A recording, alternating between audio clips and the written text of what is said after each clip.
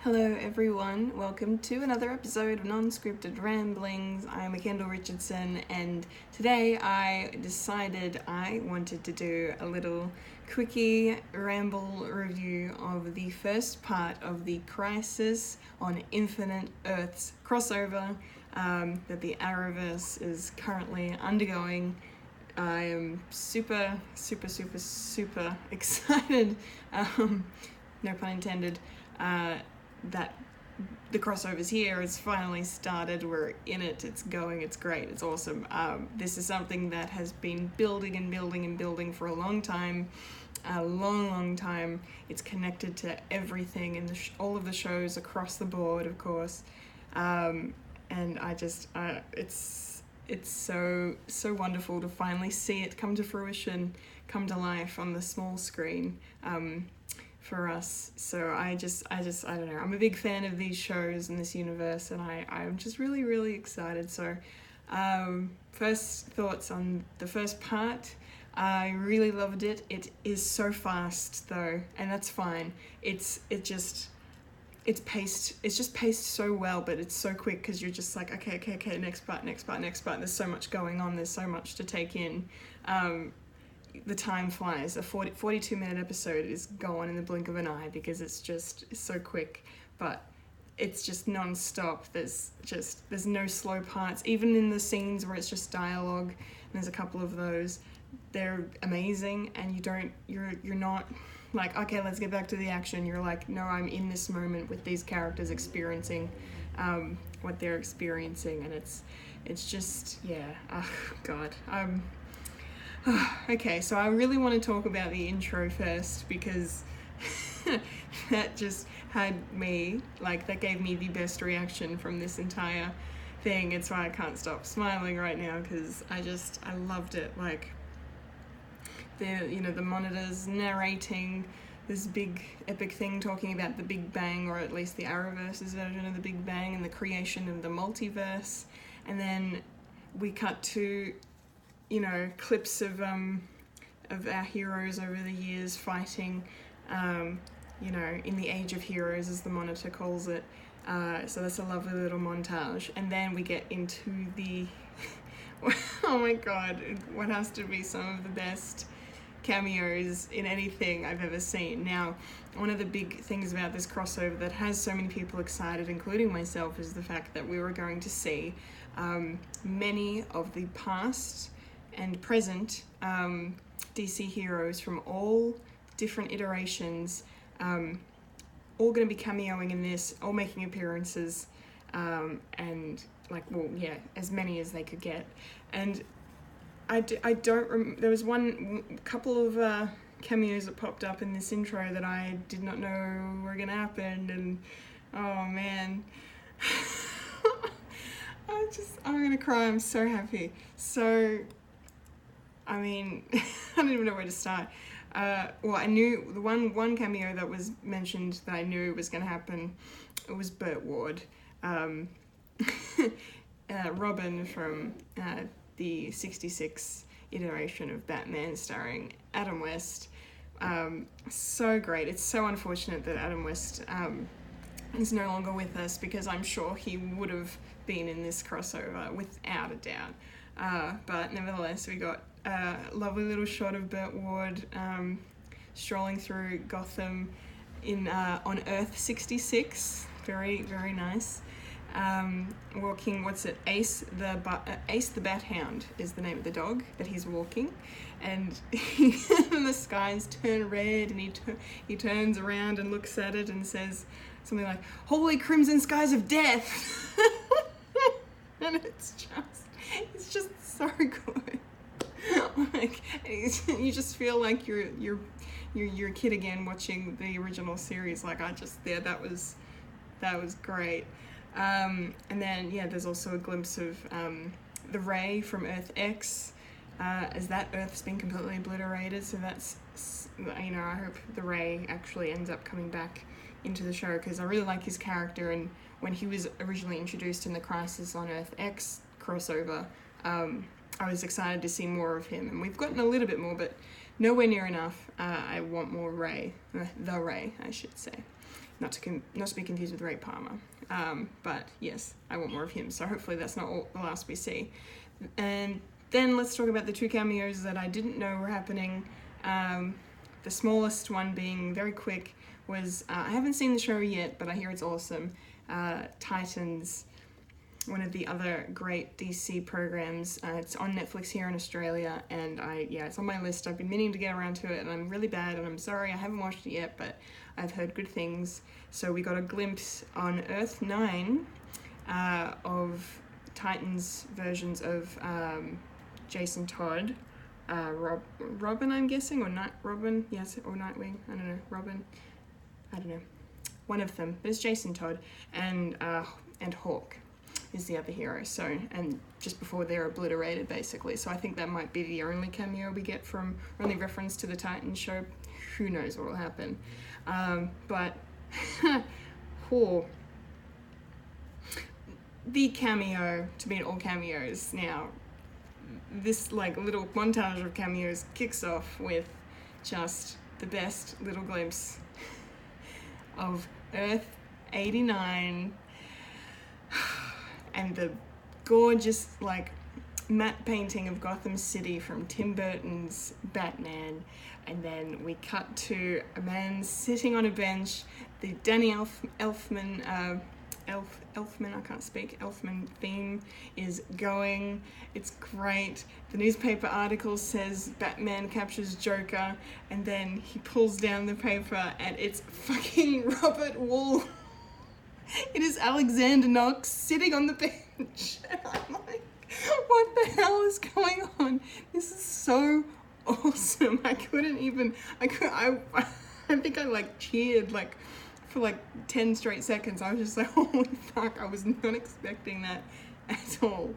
Oh man, that was great. So yeah, Knox is sitting on the seat reading the Gotham Gazette, and then he's like, the skies are turning red, so he's all like, what's going on? Turns around, bat signal has been shone in the sky, and he says something to the effect of like, I hope you're getting this big guy, or something like that.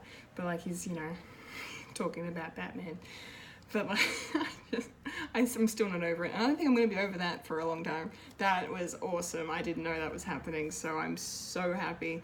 I imagine many, many fans around the world are ecstatic with that little reveal at the start. So I can't wait to see all of the other cameos that are promised throughout this 5-part crossover. So bring them on.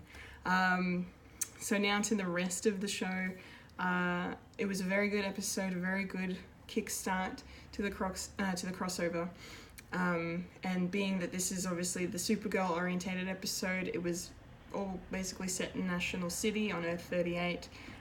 The Monitor said this was the tipping point for the crisis, so they had to hold court there and hold off the Anti-Monitor, who we haven't exactly met yet, the Anti-Monitor and his army of shadow demons that our heroes were fighting on and off throughout this episode. So that was really cool. A lot of the action with those beasts, those creatures, was really cool to watch. So let's see. I don't know. And then for some reason the Monitor has Lila, who is now the Harbinger, working for the Monitor, taking Barry and Sarah and Ray off on this other side quest that we don't get to see anything of, but then basically they come back and this quantum towers come out of the Earth in National City to try and prevent the energy wave from wiping out the Earth, because at this point we've already had the destruction of Argo City, which is so sad. And I was just like, I was sitting there watching it and I'm like, are you fucking kidding me? We're killing off Superman and Lois Lane and Kara's mum in the first 5-10 minutes of this episode, this crossover. What the hell is that? I was not impressed. It's great television, but I was just like, no thank you, they need to be alive. And so that was emotional. I was like, my jaw was on the floor. I was just like, I really couldn't believe that they did that. But then, and it was a really cool parallel between, because now Lois and Superman, Lois and Clark have have a son, and his name is Jonathan, which of course is named after Jonathan Kent, and so that's really lovely. And he gets sent to Earth in a little capsule, the same way Kara was sent and the same way Clark was sent, as Argo is about to destruct, basically, in this crisis. And it's so, yeah, it was just like, oh my god, I was getting emotional. But yeah, thankfully, Lila, or Harbinger, appeared to them. We didn't see it, they didn't reveal it until later. Bastards. She appeared at the last second and saved Clark and Lois from destruction, but unfortunately Kara's mother was killed. So that was pretty devastating. There's a nice little scene in this episode where Clark and Kara talk about her mum and the destruction of Argo and the destruction of Krypton, and it's just a really good showcase of, I think, Melissa Benoist's acting ability, and she is just always consistent. I think her and Grant Gustin are the two best actors they have in this entire Arrowverse of shows. In these programs, they are the two best dramatic actors, and I love watching them work. And that scene between Kara and Clark was no exception. It was awesome. But there was a funny little line I liked where she basically said Krypton is not a place, and I was like, is she going to say it's a people? Because that's, that's Asgard. But no, she says, I think she said Krypton is not a place, it's a spirit. And she basically talked about the essence of what Krypton is and how it's influenced them and Earth and all of this stuff. And it was really, really beautiful. So, but yeah, what else can I talk about before I wrap up? There's a weird side quest that I didn't fully get, and I don't really know why it happened, but so basically after the blast hits Argo, Jonathan's pod gets knocked off course, so he doesn't land, or they have trouble locating where he's landed on Earth, and it turns out he landed on Earth 16 in the future in 2046. So then Sarah and Brainy and Sarah, Brainy and Lois travel there to retrieve Jonathan, and it turns out he was in that universe's that multiverse's Oliver Queen's bunker.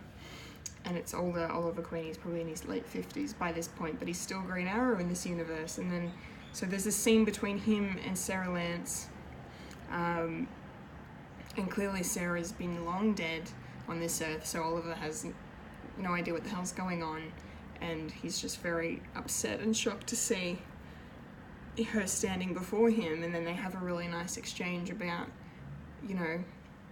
the whole journey of the whole point of them getting on the Queen's Gambit together. They talk about, we take it right back to the start of Arrow, with, them talking about the sinking of the Queen's Gambit and how Sarah, shouldn't have been there, and then Earth 1 Sarah's like, well, no, that would have been, if I know Sarah, if I know myself, then that's, she made that choice. You didn't make her do anything. She chose to get on that boat. So I only think the point of this was to have this kind of last-minute closure, I suppose, between Oliver and Sarah in regards to the Queen's Gambit and the sinking. I think it's probably the final nail on the coffin of, let's revisit all our major locations and significant, themes and events from the entire series of Arrow, and let's just end it here by talking about the Gambit.